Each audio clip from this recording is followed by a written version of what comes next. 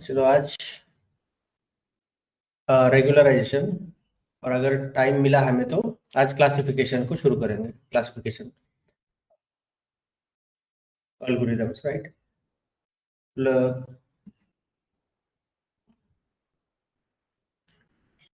चलो तो देखते हैं कि रेगुलराइजेशन क्या होता है। रेगुलराइजेशन इन रिग्रेशन मॉडलिंग।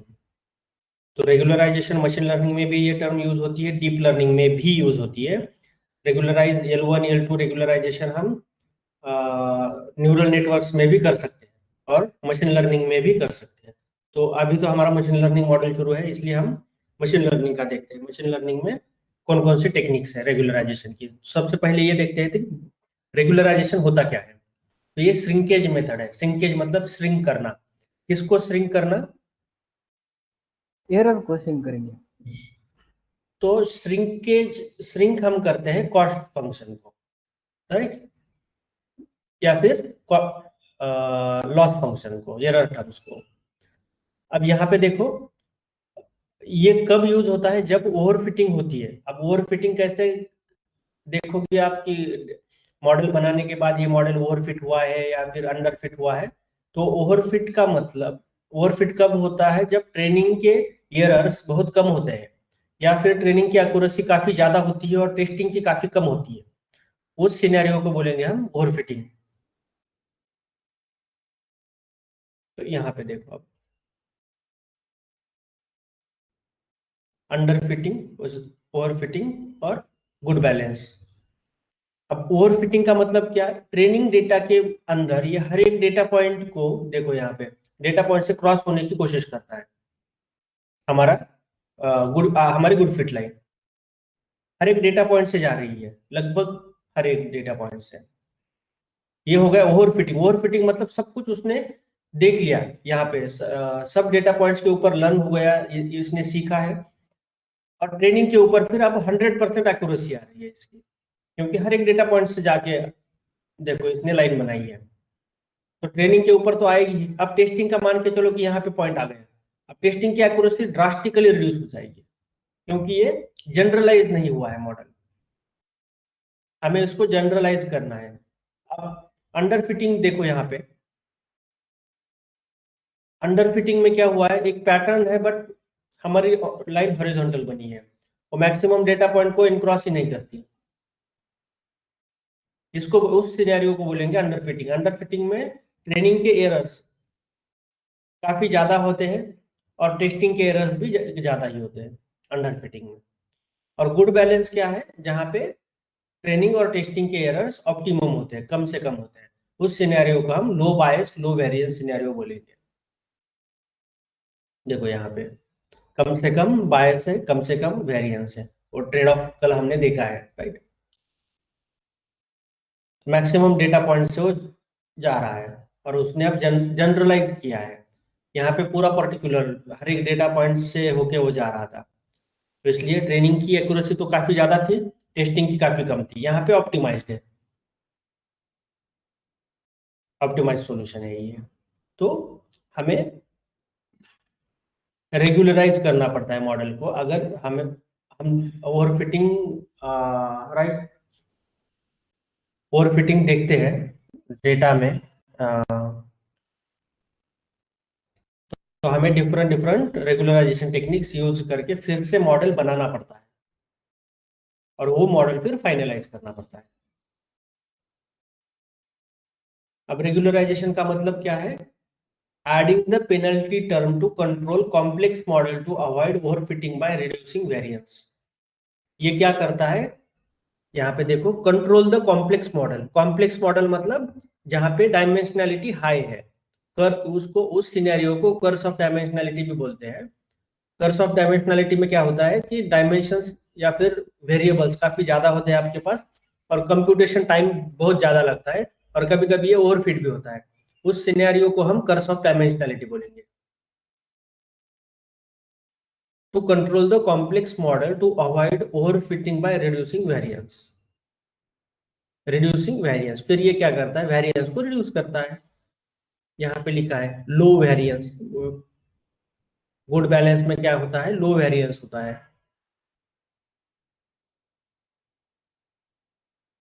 तो avoid overfitting by reducing variance.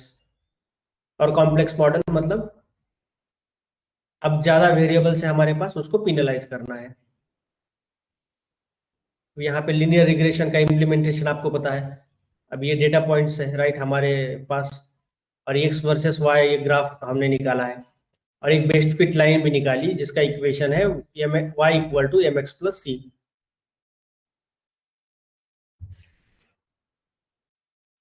और यहाँ पे देखो ये एरर टर्म है, एरर एक्चुअली ये एरर है बिकॉज एक्चुअल वैल्यू यहाँ पे है और प्रेडिक्टेड वैल्यू हमारे मॉडल की प्रेडिक्शन तो हमेशा इस लाइन पे ही रहते हैं। तो अगर x की वैल्यू में बोलता हूँ कि ये है तो हमारा मॉडल बताएगा ये वैल्यू यहाँ की, y की वैल्यू देखो, बट एक्चुअल में y की वैल्यू यहाँ की है। तो ये हो गया हमारा एरर। एरर एरर के लिए हमारे पास एक कॉस्ट फंक्शन है। कॉस्ट फंक्शन क्या बोलता है कि this is the difference between actual and predicted value. Cost function क्या होता है? Difference between actual and predicted मतलब एरर। अब एरर कैलकुलेट करने के अनेक अलग अलग वेज हैं, हमें पता है। हम जनरली मीन स्क्वेयर्ड एरर लेते हैं right, mean squared error as a cost function, y minus y hat whole square, summation of y minus y hat whole square divided by n. It will help us to reach optimal solution. ये optimal solution कैसे achieve कर पाते हैं हम? Optimal solution मतलब कम से कम error वाला solution by using gradient descent. और ग्रेडियंट डिसेंट में क्या होता है, इस कॉस्ट फंक्शन को ऑप्टिमाइज करते हैं राइट, ये तो हमें पता है। इसलिए यहाँ पे बोला है कि it helps us, this cost function helps us to optimise the solution. It explains how our model is inaccurate in prediction. How our model is inaccurate मतलब कितना इनएक्यूरेट है, ज्यादा एरर है तो ज्यादा इनएक्यूरेट है, कम एरर है तो कम इनएक्यूरेट है, मतलब एक्यूरेसी ज्यादा है अगर कम एरर है तो। Simple simple. अब रेगुलराइजेशन टेक्निक्स देखते हैं हम कि एग्जैक्ट रेगुलराइजेशन टेक्निक्स कौन कौन सी है। तो तीन है यहाँ पे, L1, L2 और इलास्टिक नेट। तो सबसे पहले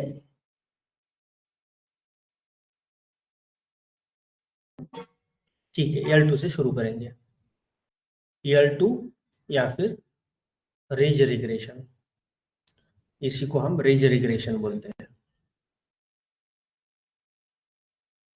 या फिर L2 रेगुलराइजेशन बोलते हैं, L2 रेगुलराइजेशन।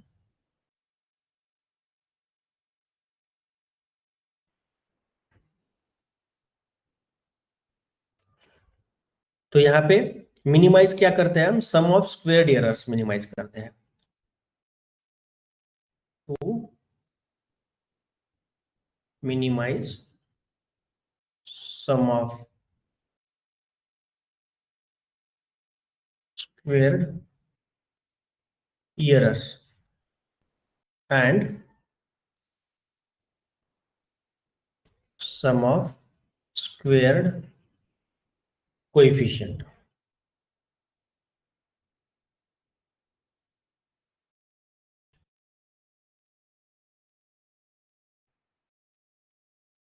और यहां पे हम क्या करते हैं, we penalize RSS value by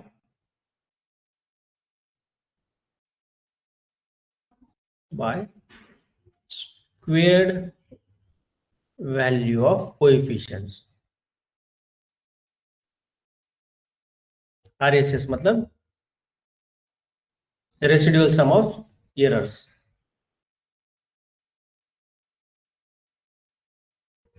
और यहाँ पे एक पेनल्टी टर्म ऐड करते हैं हम, पेनल्टी ऐड करनी पड़ेगी, उस पेनल्टी को हम लैम्बडा बोलते हैं, पेनल्टी फैक्टर बोलते हैं हम।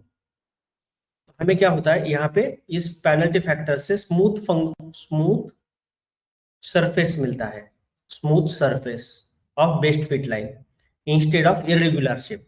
अब इरेगुलर शेप क्या होता है, यहाँ पे अगर ऐसे ऐसे डेटा पॉइंट से मान के चलो तो ये ऐसे फिट होती है, ये स्मूथ नहीं है। और स्मूथ किसको बोलते हैं? अगर ऐसी है तो ये वाली स्मूथ हो गई, राइट। स्मूथ, ये इरेगुलर शेप है। तो इस ये यहाँ तो ओवर फिटिंग हो गई है ट्रेनिंग के ऊपर। ये गुड बैलेंस है। अब इसको ये क्या कर रहा है, पेनल्टी टर्म स्मूथ सरफेस बना रहा है। ये तो जिगजैग था, अब यहाँ से जिगजैग सरफेस से स्मूथ सरफेस हमें मिल रहा है।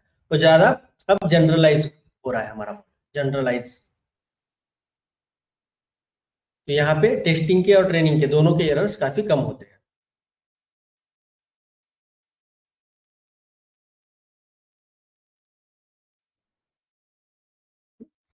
और यहाँ पे एक ये जो कोएफिशिएंट्स है, कोएफिशिएंट्स मतलब बीटा, राइट। कोएफिशिएंट का मतलब beta.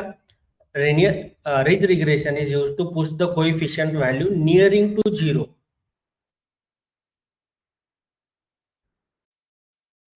It is used to push beta value, coefficient value nearing to 0 but not 0. यहाँ पे बहुत इंपॉर्टेंट है, यही डिफरेंस है एक्चुअली L1 और L2 का। Nearing to 0 in terms of magnitude, in terms of magnitude.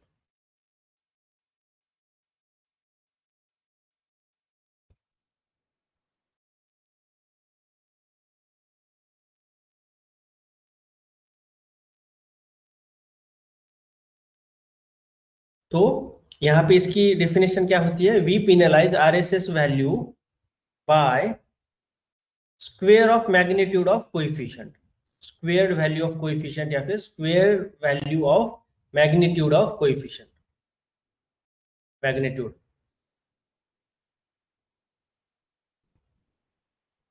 Square value of magnitude of coefficient.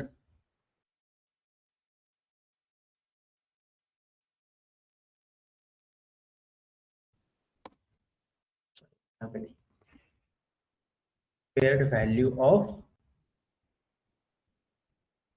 Magnitude of coefficient, ये उसकी डेफिनेशन है। अब इसका मतलब क्या है, इसका मतलब देखो यहाँ पे ridge regression equals to loss function. यहाँ पे क्या है देखो, loss function plus regularised term, penalty term add करते हैं हम लॉस फंक्शन में, regularised term penalty term add करो इस RSS में, residual sum of square value में। रेसिडुअल सम ऑफ स्क्वायर क्या है, summation of y minus Y hat whole square. बस ये है आपकी लॉस वैल्यू, यहाँ पे लॉस फंक्शन, उसमें रेगुलराइज टर्म ऐड करो। इसका मतलब क्या, अब इसका फॉर्मूला कुछ इस तरफ इस तरह लिखते हैं, summation of i equal to 1 to n y minus y i beta naught plus beta 1 x1 है, राइट। बीटा 1 x1 ये प्रेडिक्टेड वैल्यू है, राइट, राइट, यही इक्वेशन है, right. y minus Y hat, y minus Y hat का equation क्या है, beta naught plus beta 1 x1। हाँ, अब इसको अगर सिंप्लीफाई भी आप करते हैं तो y minus beta not minus beta 1 x1 आ जाएगा, राइट। ये अगर ब्रैकेट हटाना चाहोगे आप तो ये माइनस से मल्टीप्लाई करना पड़ेगा, minus beta not minus beta 1 x1, और उसमें आप पेनल्टी टर्म ऐड करते हो। पेनल्टी टर्म क्या बोलती है,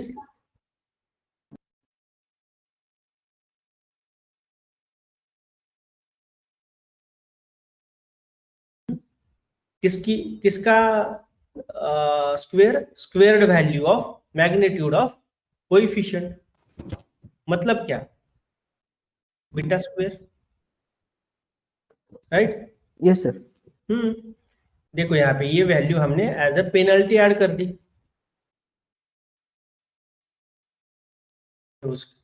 ये है उसका इक्वेशन, फाइनल इक्वेशन, जो पहले सिर्फ इतना था, अब ये प्लस ये lambda into beta not, beta square, square value, squared value of magnitude of coefficient. तो स्क्वेयर्ड वैल्यू ऑफ मैग्नीट्यूड मतलब इस तरह लिखते हैं मैग्नीट्यूड कभी कभी। सर एक बार बताएंगे पिटस करो, नेट बंद हो गया था इसलिए मैं ध्यान दिया।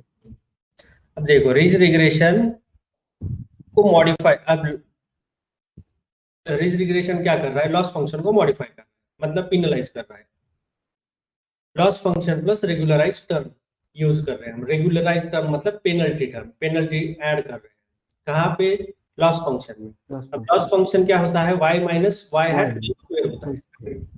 तो यहाँ पे क्या है, वही है y minus Y hat whole square. Y hat की वैल्यू क्या होती है, beta naught plus beta 1x1, right. तो बस हमने वो ऐड कर दिया। अब इससे भी सिंप्लीफाई करना है आपको, तो यहाँ पे y minus beta not minus beta 1x1 whole square कर दो, बस दैट्स इट। ये बीटा स्क्वायर मतलब वो स्क्वायर ऐड करें ना डेफिनेशन के अनुसार। तो यहाँ पे, अब यहाँ पे हाँ beta square value of magnitude of coefficient और उसको penalty term lambda penalty term add कर रहे हैं। लैम्डा हम मैन्युअली डिसाइड करते हैं सर? मैन्युअली डिसाइड करते हैं हम। मैं आपको बताता हूँ इम्प्लीमेंटेशन उसका, तब आपको समझ में आ जाएगा।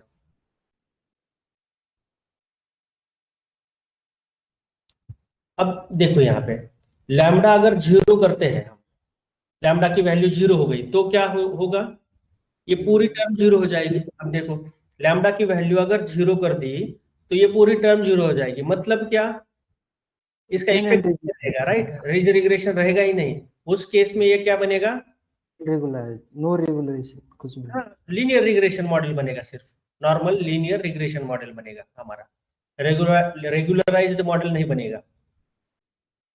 अब लैम्डा की वैल्यू अगर ज्यादा है या फिर इक्वल टू और less than minimal generalised model value है, तो ये एक्चुअली वैल्यू मिनिमम और ऑप्टिमम वैल्यू है इसकी, इक्वल्स टू ऑप्टिमम लिखते हैं हम, ये ऑप्टिमम वैल्यू है। तो ये रेगुलराइज्ड मॉडल बनेगा हमारा यहाँ पे। और बहुत हाई है तो, अगर हाईली रेगुलराइज करेंगे हम उसको, हाईली रेगुलराइज्ड, या फिर इसको हम फिर अंडरफिट बोलेंगे। यहाँ पे अंडर फिटिंग हो जाएगी फिर, अगर बहुत ही हाई पेनल्टी दे दी आपने तो पेनल्टी भी आपको ऑप्टिमम देनी है, हाई नहीं देनी, लो नहीं देनी। और यहाँ पे ये देखना है कि रिज रिग्रेशन क्या करता है, कोएफिशिएंट को कभी भी 0 नहीं करता, but lasso will do, lasso regression.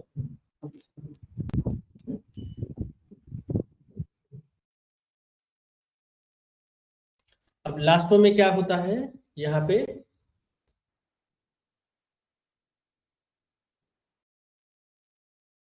देखो मैं एक लासो का एग्जांपल देता हूँ आपको,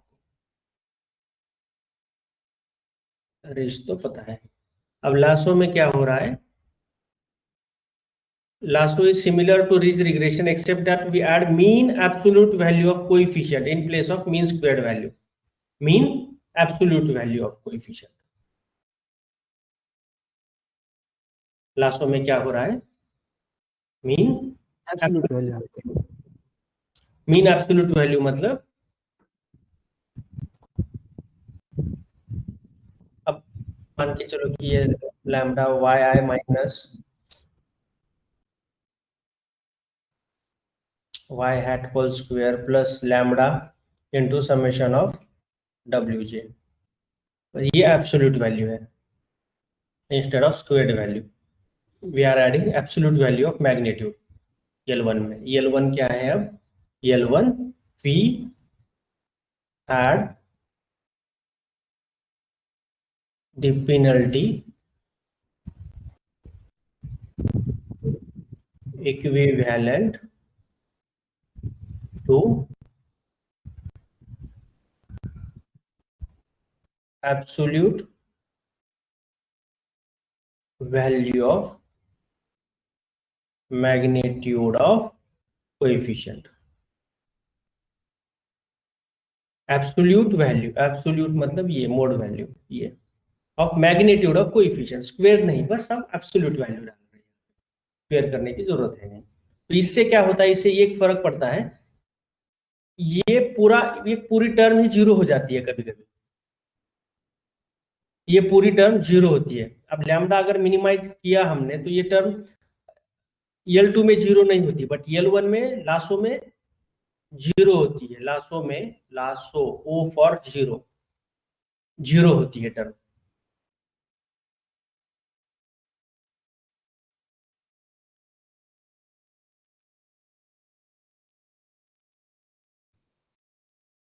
तो अगर मान के चलो हमारे पास एक इक्वेशन है y hat equals to beta naught plus beta 1 x1 plus beta 2 x2 plus beta 3 x3। अब ये क्या कर रहा है लास्टो, ये इस कोएफिशिएंट को पिनलाइज कर रहा है, राइट। बीटा 1 बीटा 2 बीटा 3 ऐसे कोएफिशिएंट्स को वो पिनलाइज कर रहा है। अब ये पिनलाइज R1 सॉरी L2 से अगर किया उसने रीज रिग्रेशन से, अब ये पूरी टर्म जीरो कभी नहीं बनेगी, ये बीटा बीटा 3 की टर्म ये नियरिंग टू जीरो बनेगी, nearing to zero, but never zero, it never becomes zero. But lasso में ये मैंने बताया ओ स्टैंड फॉर, देखो यहाँ पे जीरो है, तो मतलब जीरो बनेगी इसकी टर्म, ये ऐसा याद रखने के लिए है सिर्फ ये। बट यहाँ पे देखो बीटा 3 x3 ये जीरो बनेगी, तो ये पूरी एंटायर टर्म ही जीरो बनेगी। मतलब इसका क्या मतलब है कि एलिमिनेट कर रहे हो, वेरिएबल ये ड्रॉप कर रहे हो आप, मतलब ये फीचर सिलेक्शन टेक्निक भी है, फीचर सिलेक्शन टेक्निक भी है। क्यों फीचर सिलेक्शन है, क्योंकि फीचर सेलेक्ट कर रहा है ये, मोस्ट इंपॉर्टेंट, और इसको रिमूव कर रहा है, इसे बोलेंगे हम लासो रिग्रेशन। लासो में क्या करते हैं हम, penalty equivalent to absolute value of magnitude of coefficient add करते हैं। तो ऐड कहाँ पे करते हैं, आरएसएस वैल्यू में ऐड करते हैं। आरएसएस वैल्यू क्या है, ये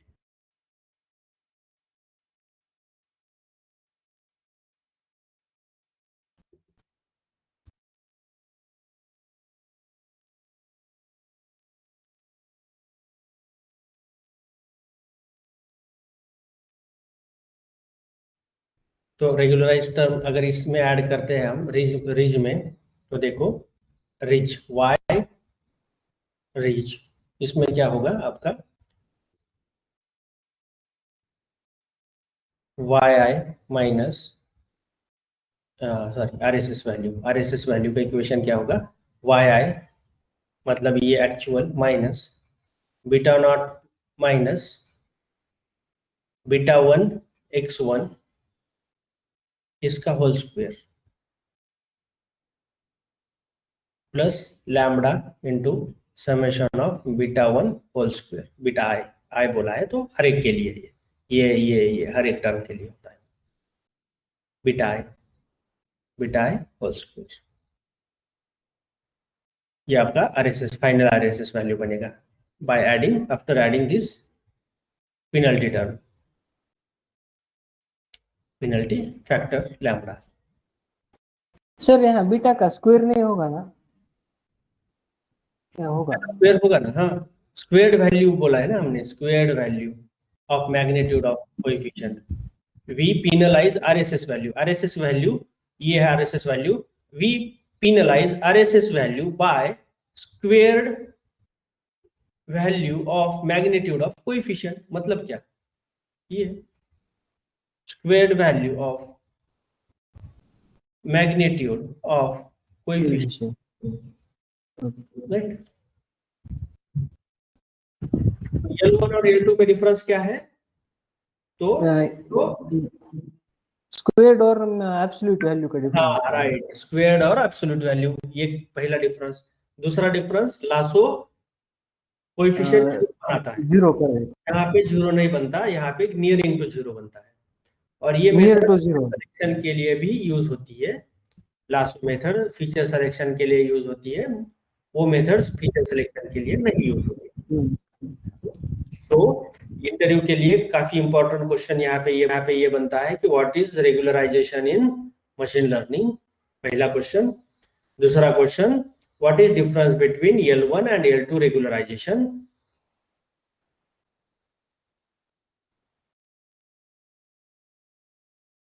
राइट।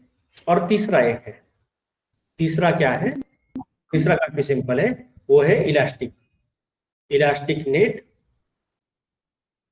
रेगुलराइजेशन। अब इलास्टिक नेट क्या करता है, तो ये दोनों की पेनल्टी ऐड करता है। We add both terms of L1 and L2 to get final loss function. ये दोनों पेनल्टी ऐड कर रहे हैं यहाँ पे, L1 की पेनल्टी, L2 की पेनल्टी।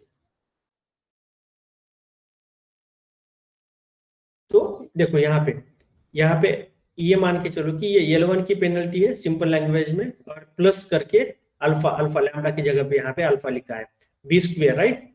हमें पता है बी स्क्वायर, और मोड ऑफ बी पता है, एब्सोल्यूट वैल्यू, और ये दोनों टर्म ऐड कर रहा है। ये अलग अलग लोग अलग अलग फॉर्मूलेस बनाते हैं, मैंने जो अभी पढ़ाया उसके ऊपर ध्यान दो। ये नोटबुक, यहाँ पर अल्फा क्या, थोड़ा सा कंफ्यूजिंग हो, यहाँ पे अल्फा, अल्फा वैल्यू लिखा है लैम्डा की जगह पे। हाँ बाहर भी लैम्डा लिखा है इसलिए पूछ नहीं नहीं, वो एक्चुअली ब्रैकेट के बाहर। सेम ही है। यहाँ पे क्यों उन लोगों ने अलग अलग किया है, इसलिए मैंने ये पढ़ाना छोड़ दिया है। मुझे ये नोटबुक भी थोड़ी सी अपडेट करनी पड़ेगी। Okay sir. हाँ, ये थोड़ा सा कंफ्यूजिंग फार्मूला है, बट अभी जो मैंने पढ़ाया फार्मूला उसी के ऊपर ध्यान दो। हाँ लैम्डा वाला थोड़ा सा अलग अलग इम्प्लीमेंटेशन है बैकएंड में, अलग अलग कोड, थोड़ा सा कोड है अलग अलग, थोड़े से इम्प्लीमेंटेशन है, वो बात अलग है, बट ओवरऑल कंसेप्ट ये है जो हमने अभी देखा।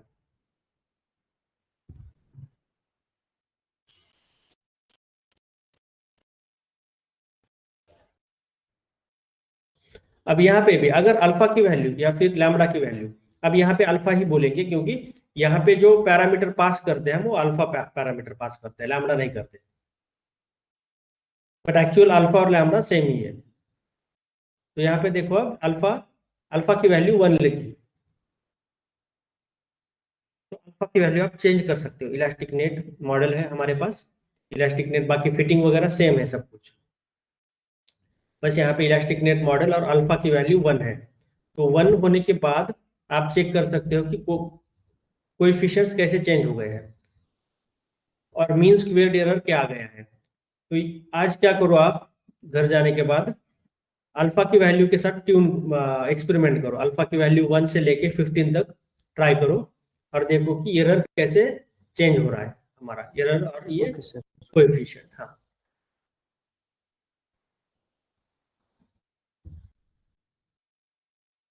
और यहाँ पे भी देखो लासो रिग्रेशन, लासो में लासो कॉल करते हैं हम, लीनियर मॉडल में लासो एक क्लास है, क्लास को कॉल कर रहे हैं हम, alpha equals to 1, alpha equals to 1।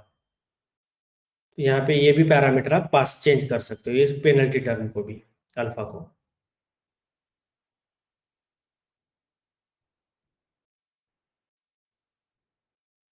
ये है लासो। और रिज, रिज को देखो यहाँ पे, रिज भी रिग्रेशन सिमिलर ही पैरामीटर लेता है अल्फा, बस पेनल्टी टर्म का डिफरेंस है तीनों में। तो यहाँ पे देखो 21.85, सेम इसमें 24, यहाँ पे ज्यादा है थोड़ी सी लासो में, और सेम अल्फा, एरर ज्यादा आ गए, यहाँ पे भी ज्यादा आ गए, 24 आ गए इलास्टिक नेट में भी। Elastic net is a combination of L1 and L2 regularisation.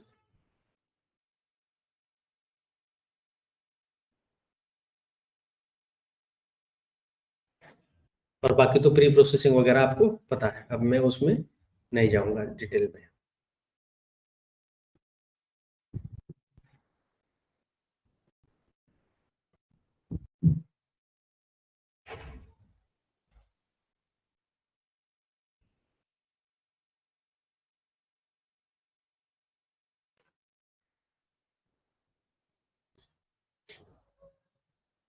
Coefficient का प्लॉट है ये।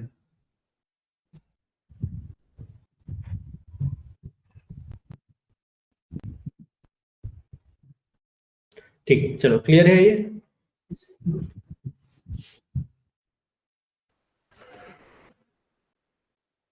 अब आप ये भी देखो, जब लीनियर रिग्रेशन फिट करते हो आप, राइट, मॉडल, तब आपके फाइनल नोटबुक में लासो, रिच और इलास्टिक ये तीनों का इम्प्लीमेंटेशन चाहिए मुझे। Okay sir. हाँ, और ट्रेनिंग और टेस्टिंग एरर्स दोनों चाहिए, ठीक है। तो ये है आपके लिए एक एक्सरसाइज जो आपको आज ही फिनिश करके कल मुझे दिखानी है। House price advance regression techniques. ठीक है सर, कर दूंगा उसको। हम्म। क्या है ये? राइट।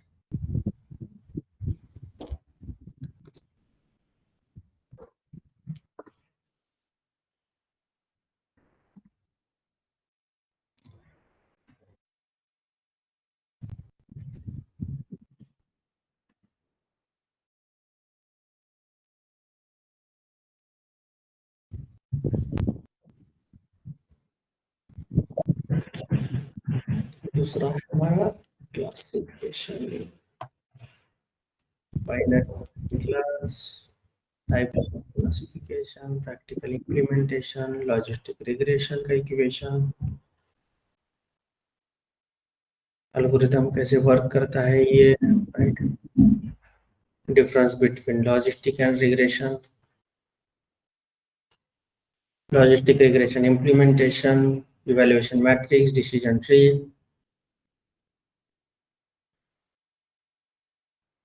ठीक है, ठीक है, ये हम फिर अगले लेक्चर में कवर करेंगे, आज ट्रेन भी कम है, राइट।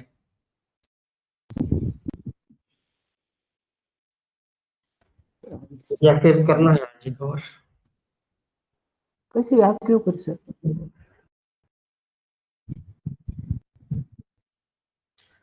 ठीक है, हम अगले सेशन में कवर करेंगे, क्योंकि अगर आज कवर किया तो बाकी लोगों को तो क्लासिफिकेशन क्या होता है ये यही पता नहीं चलेगा फिर, क्योंकि मुझे नहीं लगता कि कोई रिकॉर्डिंग भी देखेगा या फिर कोई प्रैक्टिस करेगा इसके अराउंड।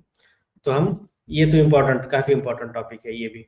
एक बार क्लास रिग्रेशन और क्लासिफिकेशन आ गया तो बाकी सारे मॉडल, सिर्फ मॉडल के नाम ही चेंज हो रहे हैं, और इम्प्लीमेंटेशन तो सबका सेम है अब आगे से।